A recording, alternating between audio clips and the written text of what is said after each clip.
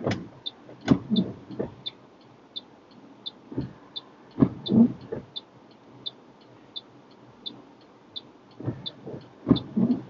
watched them go through a red light now? No, you didn't.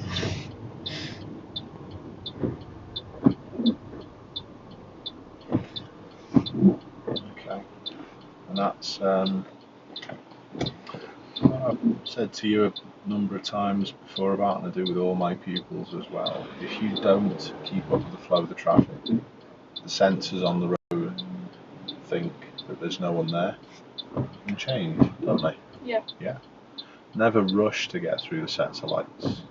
But if you are slow away like that, expect that to happen. Okay. Such a common thing.